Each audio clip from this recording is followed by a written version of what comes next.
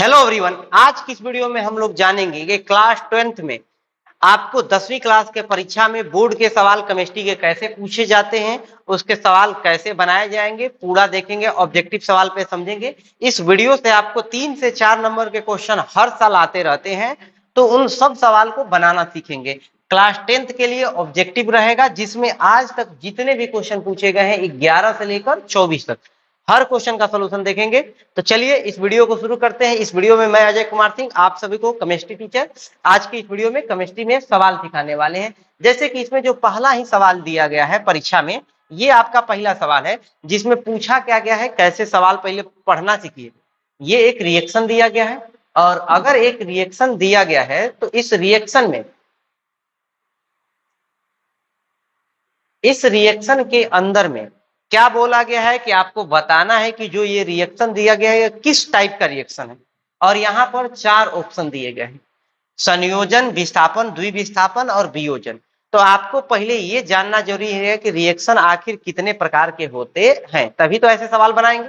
और ऐसे सवाल हर साल परीक्षा में आता है, और सवाल का सीधे आंसर केवल नहीं समझना है, हमको ये भी समझना है कि और किस तरह के सवाल पूछे जाते हैं, और जो सवाल पूछे जाते हैं उन सवाल को आप कैसे बना रहे हैं, ये भी समझने का जरूरत है। तो कोई भी रिएक्शन जो होगा, अभिक्रिया जो होती है, ये रिएक्शन 4 प्रकार के अभिक्रिया होते हैं। कौन कौन सी अभिक्रिया होती है? तो पहली अभिक्रिया होती है संयोजन अभिक्रिया। दूसरी अभिक्रिया होती है कौन सी वाली अभिक्रिया? तो वियोजन अभिक्रिया होती है भाई। तीसरी जो अभिक्रिया होती है वह होती है विस्थापन, या फिर इसको एकल विस्थापन भी कहा जाता है। इसके अलावा एक और अभिक्रिया होती है जिसको कहा जाता है द्विविस्थापन, या फिर इसको उभय विस्थापन कहा जाता है। तो रिएक्शन किसी भी परीक्षा में, किसी भी सवाल में रिएक्शन यही 4 प्रकार के होते हैं। इन 4 रिएक्शन में आपको अगर समझना है कि कब संयोजन है, कब वियोजन है, कब विस्थापन, एक छोटा सा ट्रिक बहुत बढ़िया से समझिए। देखिए, संयोजन में होगा क्या कि अभिकारक बहुत सारे होंगे, 1 2 3 4 अभिकारक होंगे। संयोजन का मतलब होता है जुड़ना या मिलना। तो जब 2 या 2 से अधिक अभिकारक मिलके एगो अभिकारक बना दिया, यहाँ पर अभिकारक 2 है और यहाँ पर अभिकारक कम हो गया, प्रतिफल कम हो गया। अभिकारक ज्यादा है, प्रतिफल कम हो गया, इसका मतलब वह जुड़ा है। कौन सी अभिक्रिया? संयोजन। ठीक है। वियोजन का मतलब टूटना, कि हमारे पास अभिकारक एगो है और बाद में रिएक्शन होने के बाद ये टूट के 2 गो हो गया, 3 गो हो गया, 4 गो हो गया, तब जाके इसको कहेंगे वियोजन। क्या है? अगर हमारे पास अभिकारक ज्यादा है और प्रतिफल कम है, मतलब संयोजन। अगर अभिकारक कम है, प्रतिफल ज्यादा है, तो इसको क्या कहा जाएगा? वियोजन कहा जाएगा। समझ लो, इसमें क्या हो रहा है? अभिकारक 2 है, प्रतिफल 1 है, संयोजन जुड़ के कम हो गया। अगर यही एगो था, टूट के 2 गो हो गया, इसका मतलब वियोजन। अब बारी है समझने का विस्थापन और द्विविस्थापन। विस्थापन में क्या होगा कि एगो अभिकारक ए होगा और एक अभिकारक बीसी होगा, आयनिक है, उसमें प्लस और माइनस दोनों है। इसमें क्या है कि जब इनको मिलाए तो ए बढ़िया निकल गया, इस सी को अपने पास खींच लिया, तो अब बन गया AC और B रह गया अकेला। कहने का मतलब कि ए को खाली चला गया, सी खाली गया है बस, और बी अकेला हो गया। तो समझिए इसको कैसे पहचानेंगे? जो 2 गो था वो 1 हो गया, और जो 1 गो था वो 2 हो गया, तो इसको कहेंगे विस्थापन या एकल विस्थापन। समझ गए? पहले 1 गो था वो 2 गो हो गया, और जो 2 था वो 1 हो गया, जिंदगी में अकेला हो गया, तब जाके इसको कहेंगे विस्थापन या एकल विस्थापन। द्विविस्थापन किसको कहेंगे? कि अगर द्विविस्थापन मतलब दोनों अदला बदली करेंगे, एगो है ए बी, इसके पास भी 2 गो है, इसके पास भी 2 गो है, और दोनों फेरा फेरी कर लिए। यहाँ का भी सॉरी, एक ए बी है और एक सी डी है। अगर ये क्या करेगा, ये बी इस सी के पास चला जाएगा और ये डी इसके पास आ गया, तो रिएक्शन जो बनेगा वह बनेगा ए डी और प्लस बनेगा सी बी। तो बी पहले ए के साथ था, लेकिन अब जो है बी किसके साथ हो गया? सी के साथ। और सी अब जो है यहां पर बी जो है सी के साथ चला गया, बी किसके साथ चला गया, सी के साथ, और डी जो पहले सी के साथ अब वह ए के साथ, तो दोनों अदला बदली कर दिए, तो द्विविस्थापन, एक अदला बदली किए, विस्थापन टूट के अलग हो गया, तो इसका मतलब वियोजन और एक में जुड़ गया, तो क्या कहेंगे उसको, संयोजन। तो अभिक्रिया यही 4 प्रकार की होती है, इस पे हर साल सवाल पूछता है। जैसे जो इस साल पूछा हुआ सवाल था उसको ध्यान से समझिएगा, और ये चीज अगर आप नहीं पढ़े होंगे तो इसका स्क्रीनशॉट ले लीजिएगा, ताकि आपको ऐसे सवाल बनाने में मदद मिलेगा। ठीक है, हम 1 मिनट के लिए बोर्ड से हट रहे हैं, आप ध्यान से इसको उतार लीजिएगा। ठीक है, अब इसको आप नोट कर लिए होंगे। अब हम क्या करते हैं, आगे समझाते हैं आपको, इसको हटाते हैं, और अब जानिए आप इसके बारे में कि कैसे सवाल बनेंगे। भाई इस पे सवाल क्या है कि आप इस सवाल को देखिए, ध्यान से देखिए कैसे बनेगा। कि देखिए ये पहचानना है, तो कैसे पहचानेंगे, ये जिंक है, जेडन जिंक अकेला है, और CuSO4 मतलब एगो Cu है और SO4, इसके पास 2 गो, इसके पास एगो, और यही SO4 जब रिएक्शन हुआ तो ये SO4 इसके पास चला गया, तो बन गया ZnSO4, और Cu अकेला हो गया, तो जो पहले 2 गो था वो अकेला हो गया, और जो अकेला था वो जोड़ा में हो गया, किसके कारण से, खाली SO4 चला गया, तो जो 2 गो है अकेला, जो अकेला है वो 2, यानी कि क्या हुआ, यह विस्थापन हुआ। ये क्या हुआ, SO4 यहां से उठ के यहां चला गया, तो इसको क्या कहा जाएगा, विस्थापन कहा जाएगा। समझ गए बात को। अब अगला समझते हैं। इस तरह के सवाल देखिए, ये 24 में भी पूछा गया था 2000, और 18 में भी पूछा गया था। ऐसे सवाल हर साल आते हैं। एक सवाल और पूछा हुआ हम आपको दिखाते हैं। एक सवाल ये देखिए, ये सवाल कैसे बनेगा। ये सवाल आया हुआ है किस साल, 2024 में। देखो तो किस्मत देखो, 2024 में इसी कंसेप्ट पर सेम पे 2 सवाल, क्योंकि बोर्ड का सवाल जो होता है, बोर्ड का परीक्षा 2 शिफ्ट में हो रहा है, एक पहला शिफ्ट में एक दूसरा में, तो पहला में भी पूछेगा दूसरा में भी पूछेगा।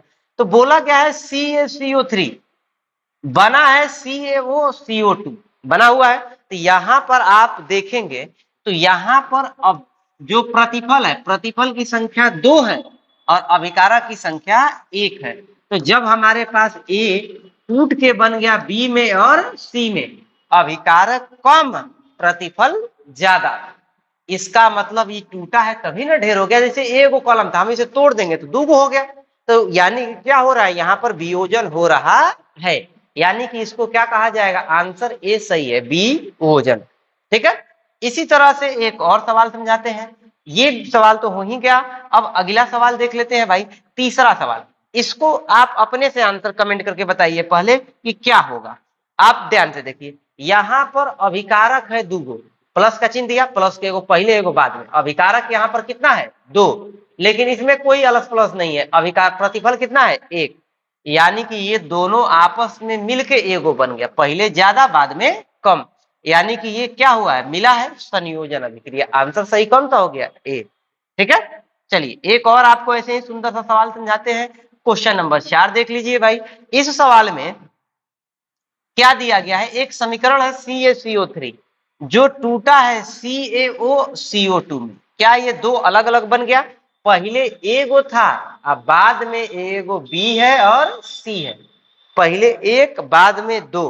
तो ऐसी अभिक्रिया जब क्या हो रही, 1 से 2 ज्यादा हो गया, तो ऐसी अभिक्रिया को क्या कहा जाता है, वियोजन अभिक्रिया कहा जाता है। ये आंसर सही है, और ये सवाल पूछा गया था 2014 में। ठीक है, ऐसे ही सवाल आपको और दिखाते हैं। देखिए अगला सवाल, 5वां सवाल देखिए। इस सवाल को आप खुद से एक बार देखने का कोशिश करें कौन सा आंसर होगा। आपको सवाल में देखिए क्या दिया गया है, CaO प्लस H2O, तीर का निशान एक में बन गया, यानी A है प्लस क्या है B है, तीर का निशान है, ये क्या है C है।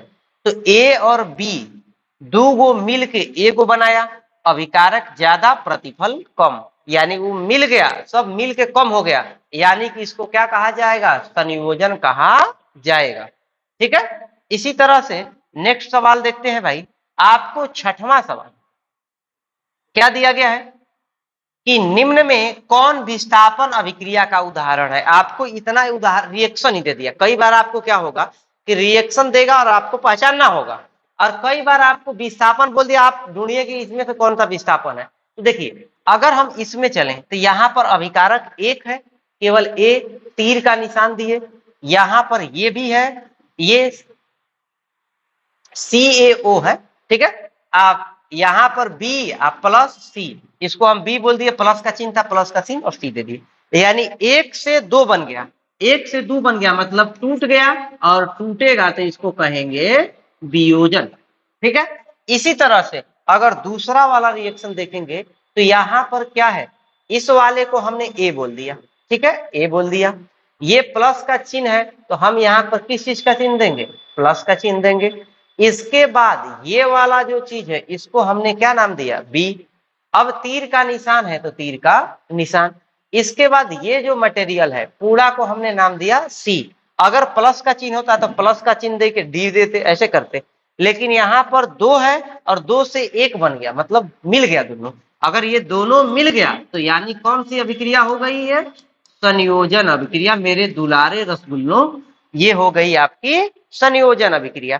अब आपको तीसरा ऑप्शन देखिए, तीसरा ऑप्शन है AgCuSO4, F ही है, ये हमने A नाम दिया। इसके बाद ये प्लस है, हमने नाम दिया प्लस। इस CuSO4 को पूरा को ही B रख लेते हैं थोड़ा देर के लिए, तीर का निशान FeSO4, FeSO4 को हमने नाम दिया C और Cu का नाम दिया D। यहाँ पर अभिकारक भी 2 है, प्रतिफल भी 2 है, ना कोई घटा है ना कोई बढ़ा है, और ना घटेगा ना बढ़ेगा, इसका मतलब ना वियोजन ना संयोजन। तो बचा या तो एकल विस्थापन नहीं तो द्विविस्थापन। एकल विस्थापन कब, जब एक हो जाएगा तो एकल, जब दोनों फेरा फेरी करेगा तो द्विविस्थापन। तो यहाँ पर हमारे पास इस सवाल में आप ध्यान से समझेंगे तो पता चलेगा कि ये SO4 गया है Fe के पास, तभी तो बना है FeSO4। और कॉपर को कुछ नहीं मिला, वो तो अकेला रह गया जिंदगी में। अगर ये अकेला है इसका मतलब कि यहाँ पर खाली एगो गया है, दूसरा इसको कोई मिला नहीं है, यानी ये एकल विस्थापन या फिर इसको विस्थापन कहा जाएगा। अगली अभिक्रिया, इसमें देखिए NaOH HCl से मिला, बना है NaCl H2O। तो क्या Cl Na के पास गया, और OH जब H को मिलेगा, H है OH से मिलेगा, तो क्या इसको H2O कहेंगे, यानी OH इसके पास गया और Cl इसके पास गया, दोनों फेरा फेरी कर रहे हैं, तो इसको कहा जाएगा द्विविस्थापन। आपको सवाल में क्या बोला गया कि कौन सा विस्थापन है, विस्थापन एकल विस्थापन होता है, आंसर सही कौन सा हो जाएगा, C। समझ गए। चलिए इसके बाद नेक्स्ट सवाल चलते हैं, क्वेश्चन नंबर 7। ये सवाल आया था 2020 में। कैसे सवाल आया था, कैसे बनाएंगे, समझिए। निम्न में कौन सा युग्म एकल विस्थापन है, आपको बताना है कि यहां पर कौन सी अभिक्रिया जो है एकल विस्थापन हुई है। तो देखिए ये जो एकल विस्थापन की अभिक्रिया होती है कब होता है, जैसे मान लीजिए A है और ये BC के साथ अभिक्रिया किया, तो ये कब C को अपने पास छीनेगा, तो C को B से छीनने के लिए A बड़ियार रहना चाहिए। A की क्षमता अधिक है, B की क्षमता कम है, तो इसका ये खींच लेगा, कहेगा बड़ियार है हमको दो, तो A C के साथ हो जाएगा और B जिंदगी में अकेला। कब, जब A बड़ियार रहेगा तब। तो माइनस हमेशा उसी के पास रहेगा जो प्लस बड़ियार है, E भी प्लस है E भी प्लस है, तो C के पास विकल्प है भाई कि जो बढ़िया रहेगा, जो ढेर पैसा कमाएगा उसी के साथ रहेंगे। यहां पर देखिए आपको प्लस प्लस में पहचानना पड़ेगा कि कौन सा प्लस बढ़ियार है कौन सा कमजोर है। तो कॉपर और मैग्नीशियम में मैग्नीशियम बढ़ियार है और कॉपर कमजोर है। आपको धातु का क्रियाशीलता श्रेणी पढ़ाया गया होगा कि कौन सी धातु अधिक क्रियाशील है कौन कम है, सबसे कम सोना, सबसे अधिक पोटेशियम, ठीक है, ऑब्जेक्टिव ध्यान रखिएगा। ये मैग्नीशियम बढ़ियार है, कॉपर कमजोर है, तो कॉपर कभी भी कमजोर है तो इससे क्लोरीन को खींच नहीं पाएगा, ये नहीं हो पाएगा। ये चांदी है और ये है कॉपर, तो कॉपर जो होता है चांदी से बढ़ियार होता है, कॉपर मजबूत है, इसका क्रियाशीलता में यह ऊपर है और ये नीचे, तो क्योंकि ये बढ़ियार है तो यह खींच लेगा, और खींचेगा तो यहां पर क्या होगा, माइनस इसके पास हो जाएगा, ठीक है। NaCl में सोडियम बढ़ियार है कॉपर कमजोर है, नहीं होगा। लोहा बढ़ियार होता है चांदी कमजोर होता है, तो ये भी खींचेगा नहीं, तो ये वाला कौन है, एकल विस्थापन है, आंसर सही कौन सा है, B, ठीक है। अब हम आगे चलते हैं नेक्स्ट सवाल की तरफ।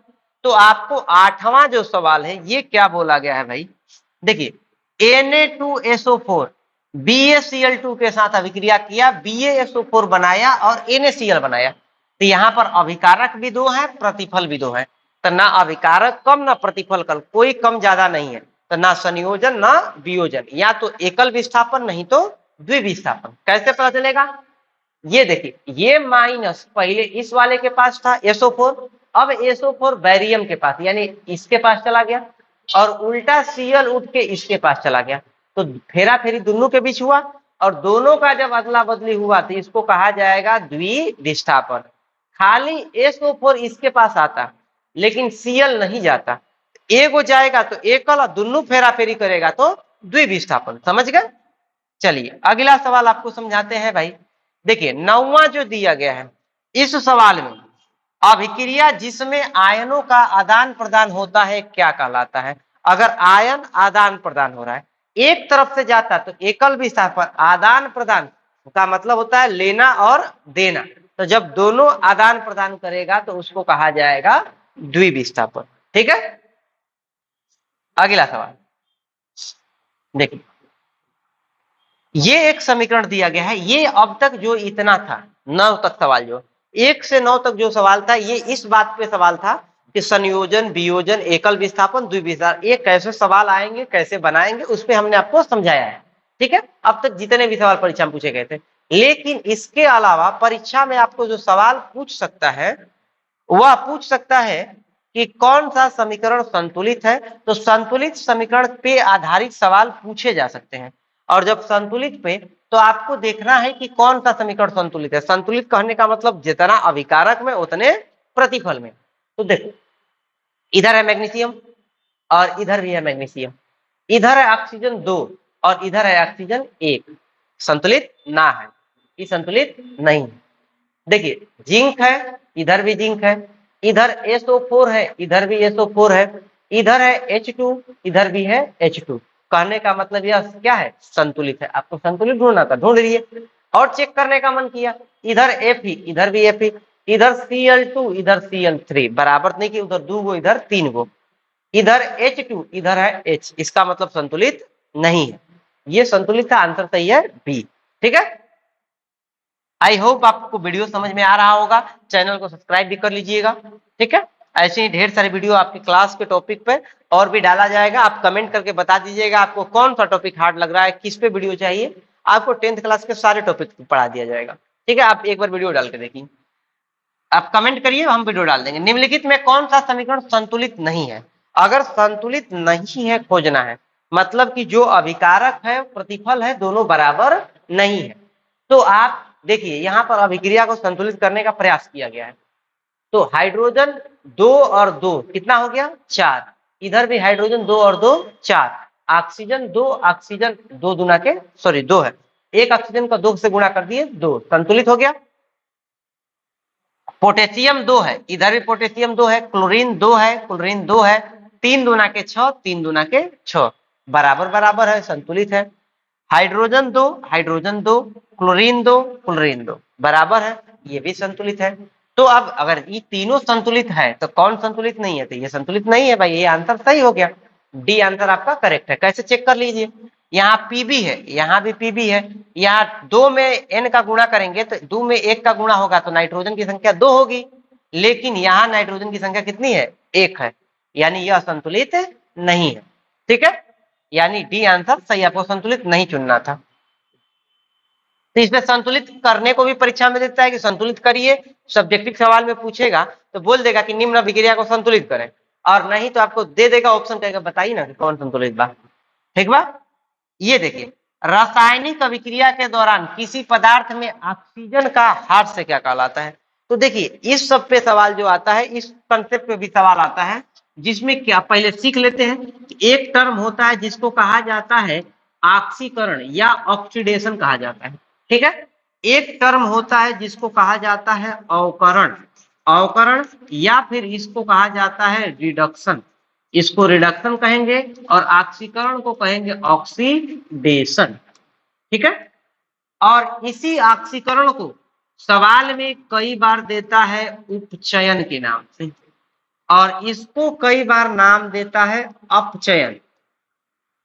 और कंफ्यूज नहीं होना है, दोनों सेम चीज है। जो ऑक्सीकरण है वही उपचयन है, तो परीक्षा में उपचयन बोले चाहे ऑक्सीकरण सेम है, अपचयन बोले या अवकरण बोले, दोनों का मैटर सेम है। ठीक है। और जैसे कि इसी सवाल में ऑक्सीकरण अवकरण न देके उपचयन अपचयन दिया है ना, तो ऐसे दे सकता है।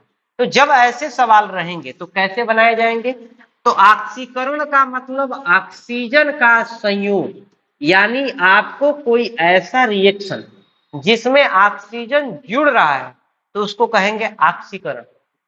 अगर कोई ऐसा जिसमें ऑक्सीजन बाहर निकल रहा है, ठीक है, इसका मतलब वह क्या है? अवकरण या अपचयन। ठीक है।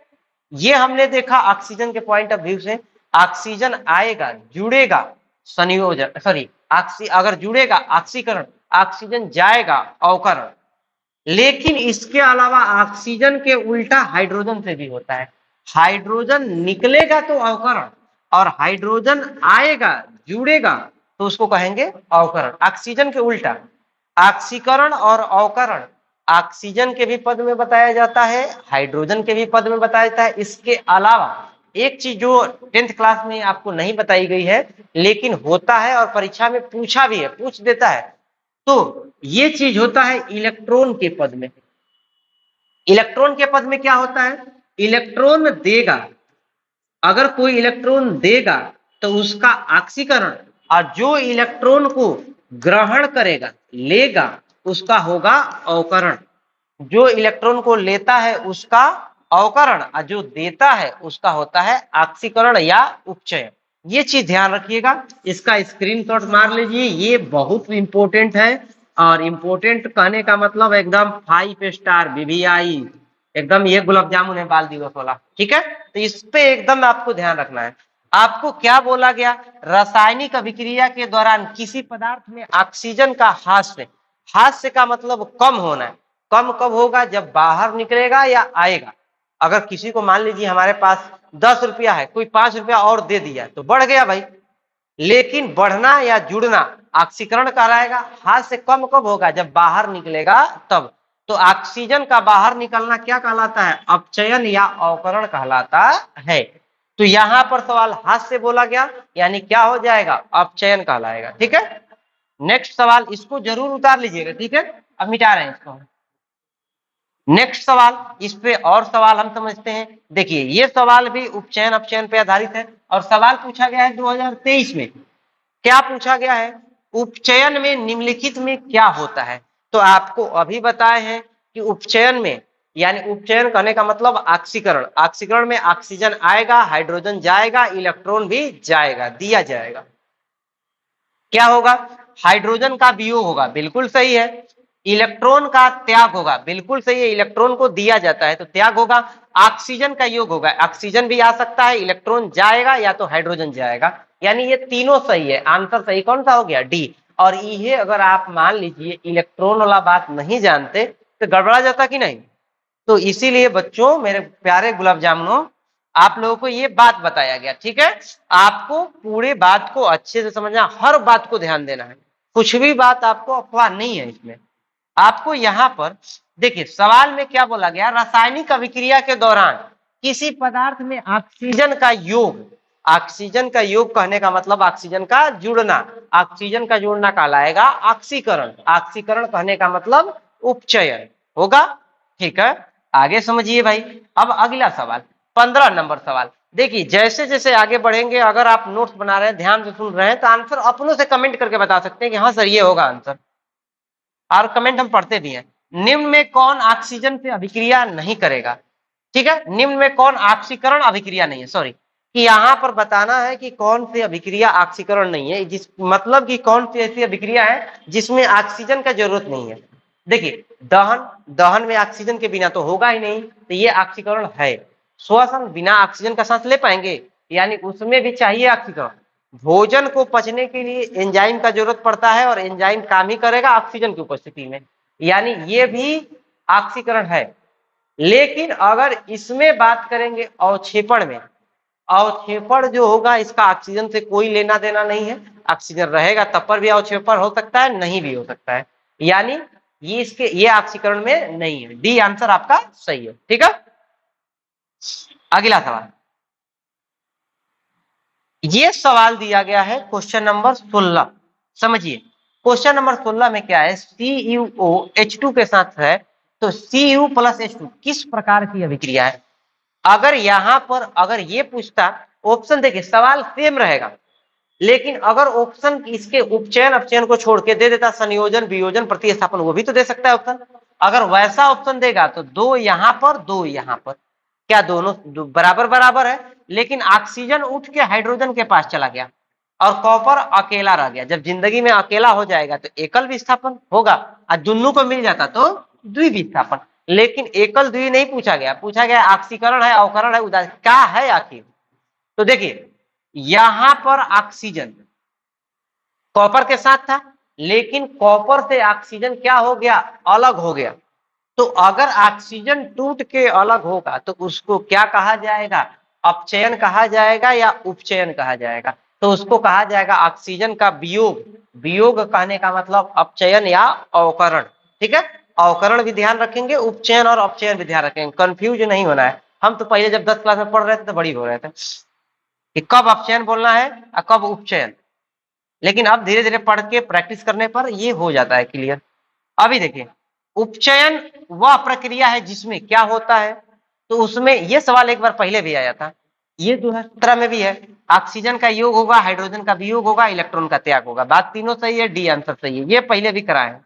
ठीक है, अब बालक लोग इसमें ध्यान देते हैं क्वेश्चन नंबर 14 की तरफ। अगर आपको वीडियो लाइव क्वेश्चन चाहिए कि हाँ लाइव में आप आंसर दे, क्विज टाइप का टेस्ट टाइप का कराएं, तो वैसे भी आप कमेंट करेंगे तो हम वैसे भी करा सकते हैं। ठीक है, अभी ये वीडियो पहले देख लीजिए पूरा। कार्बन हाइड्रोजन के साथ संयोग करें, कार्बन किसके साथ मिल रहा है, हाइड्रोजन, तो इसको क्या कहेंगे, हाइड्रोकार्बन, हाइड्रोजन और कार्बन। ठीक है, अगला क्वेश्चन भाई, क्वेश्चन नंबर है 19। क्या दिया गया है कि नीचे दी गई अभिक्रिया में कौन सा कथन सही है। आपको बताना है कि यहां पर कथन कौन सा सही है। कॉपर ऑक्सीजन से मिलके बनाया है सीईओ, तो सीईओ बना है, तो पहला बात कि ये संयोजन अभिक्रिया है, दोनों मिल गया। लेकिन ये संयोजन वियोजन नहीं बताना है, ये बताना है कि ऑक्सीकरण है अवकरण है, क्या है आखिर। नाइट्रेशन कब कहेंगे, जब नाइट्रोजन के साथ मिलेगा तो नाइट्रेशन होगा। तो यहां पर ऑक्सीकरण और अवकरण ऑक्सीजन के साथ जुड़ा है, ऑक्सीजन जुड़ गया, तो अगर ऑक्सीजन जुड़ेगा तो ऑक्सीकरण, यही ऑक्सीजन अलग होता, अभिक्रिया रिएक्शन उल्टा होता, सीईओ टूट के सीयू अलग और ऑक्सीजन अलग। यहां पर ऑक्सीजन अलग हो गया तो इसको अवकरण कहते, लेकिन यहां पर ये चीज ऑक्सीजन मिल गया तो क्या कहा जाएगा, ऑक्सीकरण कहा जाएगा। ठीक है, नेक्स्ट चीज 20वां सवाल, भोजन का पचना ऑक्सीकरण है भाई, और अगर ऑक्सीकरण है तो इसको क्या कहा जाएगा, उपचयन कहा जाएगा। ठीक है, अगला सवाल क्वेश्चन नंबर 21। देखिए 21 नंबर सवाल में दिया गया है कि निम्न में मैग्नीशियम का फीता को जलाया जाता है तो वह कैसा दिखता है, कैसा आग निकालता है। तो जो आप देखे होंगे जब पटाखा जलाते हैं, चकलेटवा बम, दीपावली तो अभी हाल फिलहाल में बीता है, तो जब आप पटाखा जलाते हैं तो उसमें जो रिबन होता है, डंडी जिसमें आग लगाया जाता है, छू छू जलता है, वो उसमें मैग्नीशियम होता है। तो वो जब जलेगा तो कैसे रंग के साथ जलता है, तो वह जब मैग्नीशियम को जलाते हैं तो ये सफेद रंग का बहुत ही प्रकाश देता है और उसमें ऊर्जा बहुत अधिक होती है, यानी ये चमकीला उजला रंग का जलता है। अगर पीला रंग पूछेगा तो मोमबत्ती वगैरह जो जलता है वो पीला रंग से जलता है। नीला रंग के साथ जो गैस जलाते हैं, सीएनजी जो मेथेन होता है, CH4 मेथेन, ये नीले रंग के साथ जलता है। ठीक है, अगर क्वेश्चन नंबर 22 में रंग को लेकर क्या पूछा गया है कि जो फेरस सल्फेट क्रिस्टल होता है इसका रंग कैसा होता है, तो ये है फेरस सल्फेट। इसी तरह से कॉपर सल्फेट, ये दोनों सल्फेट जो होते हैं इन दोनों का रंग ही क्या होता है, हरा होता है। ठीक है, अब अगला, निम्नलिखित में कौन सा पदार्थ है जो बिना ज्वाला का जलता है। ज्वाला किसको कहते हैं कि जब किसी चीज को जलाएंगे तो जो पियरका वाला जो रोशनी होता है इसको कहा जाता है ज्वाला। तो जब आप मोमबत्ती को जलाएंगे तो इसमें ज्वाला होगा, मेथेन को जलाएंगे तो इसमें भी ज्वाला होगा, और यह कैसे रंग के साथ जलता है? नीला के साथ। किरोसिन दिया वाला तेल तो जानबे करते हैं, वो भी जलाते हैं तो उसमें भी ज्वाला होता है। लेकिन जब कोयला को जलाते हैं तो कोयला धधकता है, लाल रंग का हो जाता है, लेकिन उसमें से निकलता लावा बाहर की तरफ नहीं है। तो इसका मतलब कि ये क्या है? डी। कोयला को जलाएंगे तो उसमें से जो ज्वाला है वह नहीं निकलेगा, उष्मा निकलेगा, गर्मी निकलेगा, ऊर्जा निकलेगा, लेकिन उसमें से ज्वाला नहीं निकलता है। ठीक है, ज्वाला मतलब ऐसे जो है पियरका वाला निकला हुआ है, इसको ज्वाला कहेंगे। ठीक है, अगला है क्वेश्चन नंबर 24। देखिए इस तरह के सवाल कैसे बनेंगे। बोला गया है कि जल के एक अणु में हाइड्रोजन और ऑक्सीजन के परमाणुओं की संख्या का अनुपात, ऐसे सवाल पूछते हैं।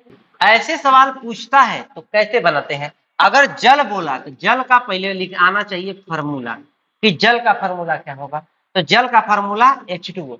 इसमें हाइड्रोजन के परमाणु और ऑक्सीजन के परमाणु का अनुपात बोलेगा तो हाइड्रोजन है 2 और ऑक्सीजन है कितना? 1। तो यानी 2:1। कब? जब परमाणु की संख्या का अनुपात बोलेगा तब। जैसे कि, और यहाँ पर हाइड्रोजन और ऑक्सीजन बोला तो ये आंसर बी है। लेकिन परीक्षा में यही अनुपात ऑक्सीजन हाइड्रोजन बोलता है, उल्टा करता तो अनुपात हो जाता 1:2।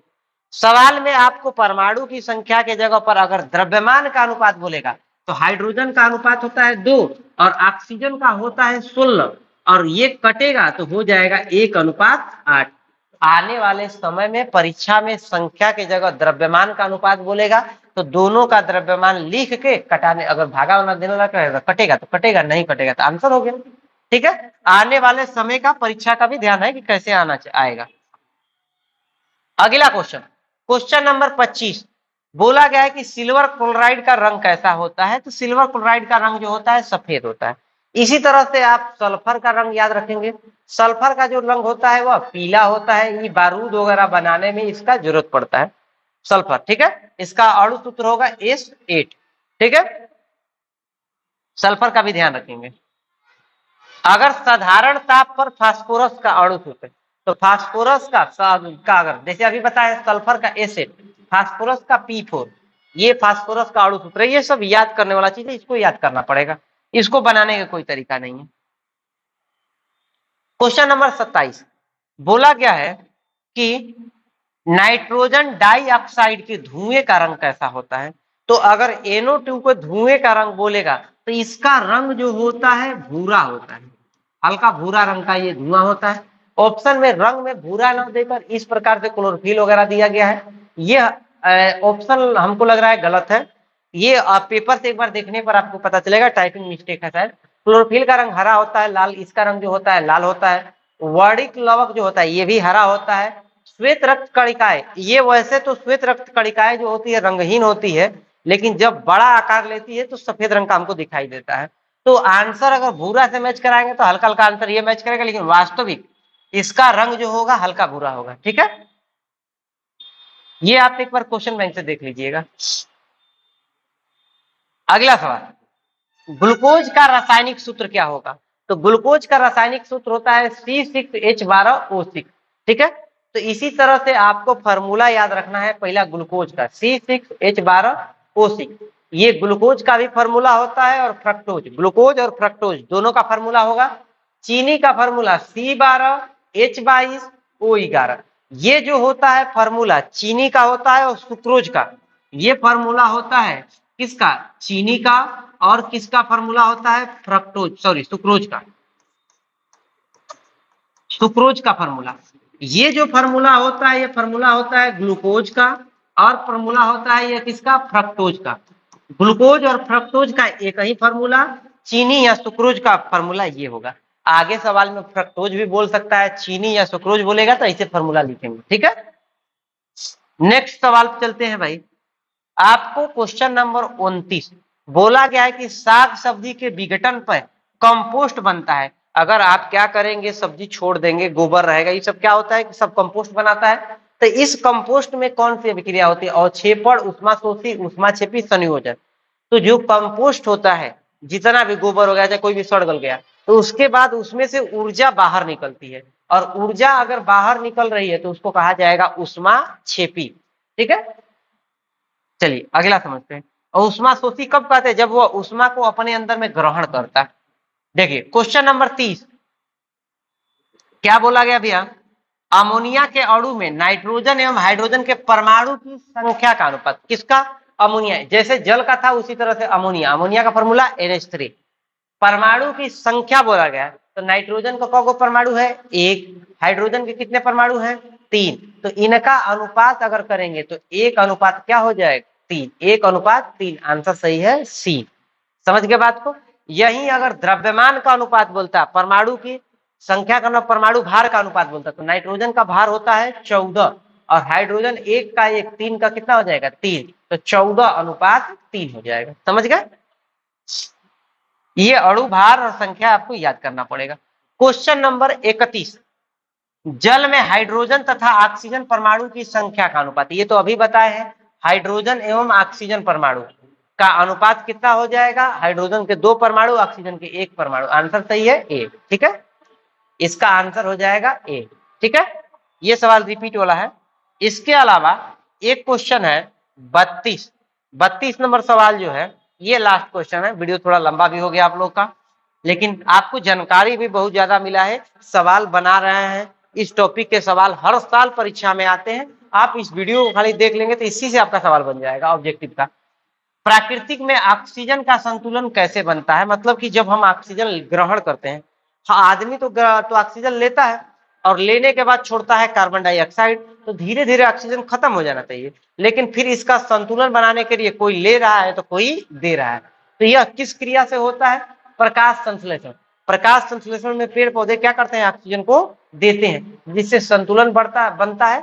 ये जो है बी आंसर सही है। ठीक है, तो आई होप आपको ये पूरा का पूरा वीडियो समझ में आया होगा। इस वीडियो को जानकारी बहुत सारी बताई गई है, तो इस वीडियो को एक बार फिर से देखिएगा। और आपको जो है नीचे एक ग्रुप दे रहे का लिंक दिए हैं, अगर आप हमारे ग्रुप से जुड़ना चाहते हैं तो उसमें क्लिक करके आप ग्रुप से भी जुड़ सकते हैं। और इसके अलावा आपको किस टॉपिक पे वीडियो चाहिए आप हमको कमेंट करके बताइएगा। जो चीज आपको समझ में नहीं आ रहा होगा, चाहे क्वेश्चन चाहे टॉपिक, हम आपको वो टॉपिक का एक वीडियो बना के समझा देंगे। मिलते हैं आप लोगों से नए वीडियो में एक नए कंसेप्ट के साथ। तब तक के लिए अपना ध्यान रखें और पढ़ाई करते रहें। ठीक है।